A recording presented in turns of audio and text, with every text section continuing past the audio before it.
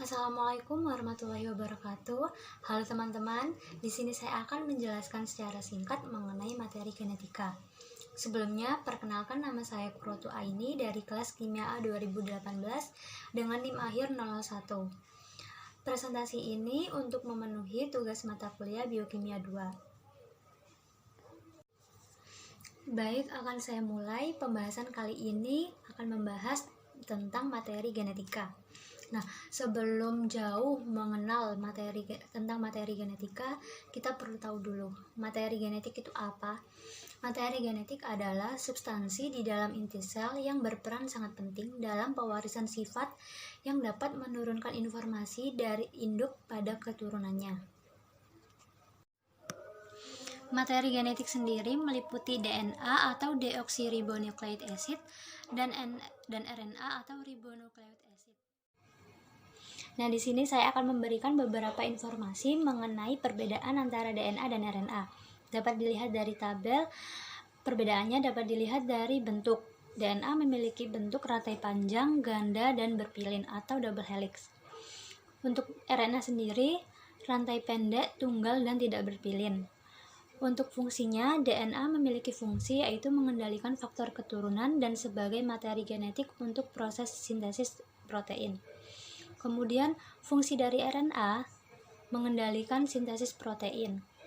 Lalu untuk letaknya, DNA terletak di nukleus, kloroplas, dan mitokondria.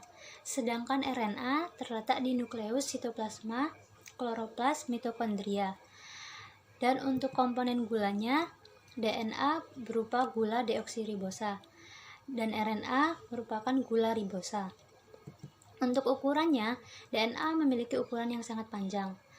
Untuk RNA memiliki ukuran yang pendek. Dilihat dari jenis basa nitrogennya, DNA terdiri dari gugus fosfat, purin yang terdiri dari adenin dan guanin, kemudian pirimidin yang terdiri dari sitosin dan timin.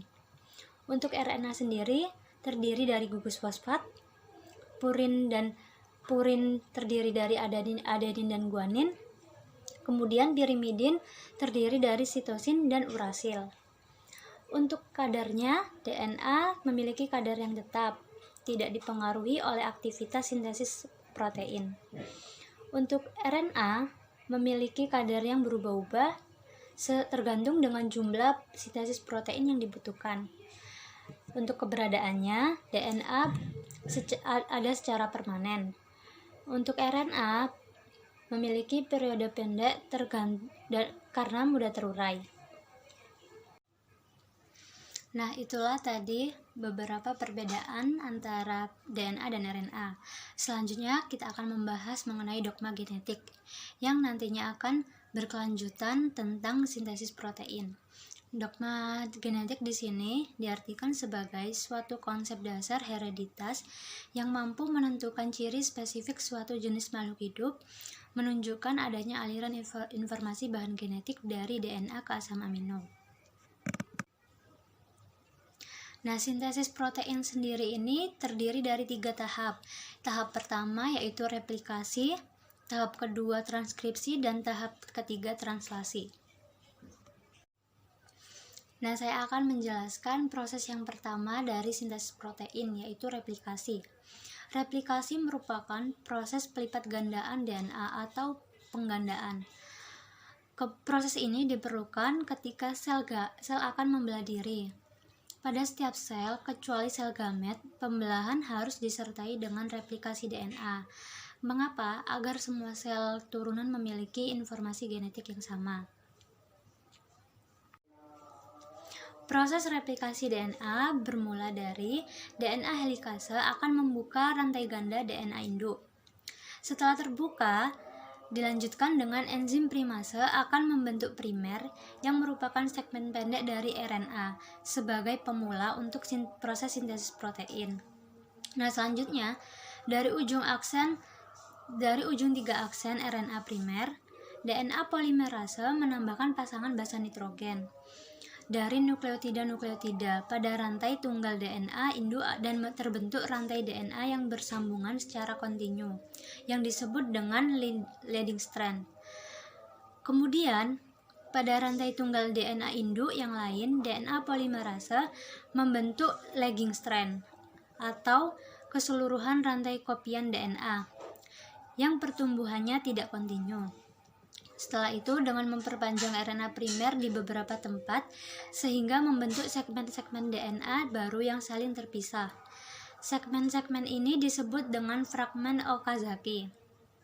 Dilanjutkan, DNA polimerase yang lainnya menggantikan RNA primer dengan DNA dan enzim ligase menghubungkan segmen-segmen Okazaki sehingga terbentuk salinan DNA yang baru.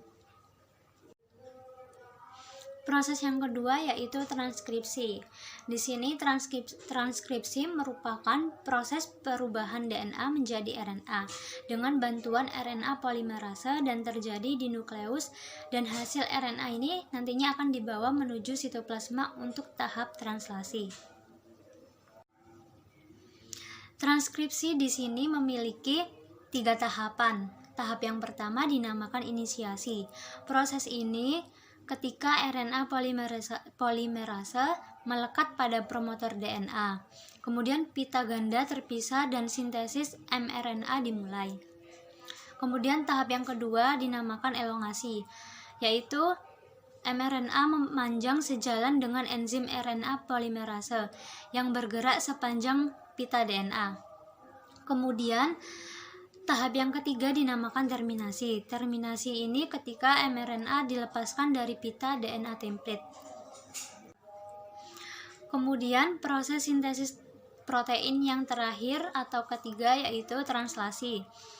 Translasi merupakan proses sintesis RNA menjadi protein dengan bantuan ribosom. Namun tidak semua RNA dapat disintesis menjadi protein. Proses translasi di sini sama seperti proses transkripsi, terdiri dari 3 tahap. Tahap yang pertama dinamakan inisiasi. Tahap ini terjadi ketika kodon pertama mRNA yang bertemu dengan ribosom disebut kodon start. Kodon start ini adalah AUG. Kemudian tahap selanjutnya yaitu elongasi. Kodon yang dibawa mRNA akan diterjemahkan menjadi asam amino, kemudian akan digabungkan oleh tRNA membawa asam amino untuk disusun menjadi protein.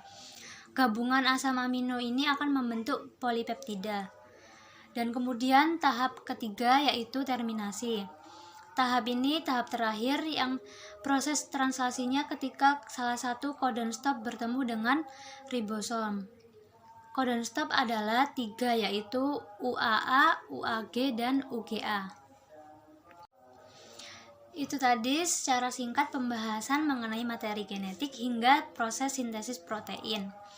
Sekian dari presentasi saya. Mohon maaf apabila ada kekurangan. Wassalamualaikum warahmatullahi wabarakatuh.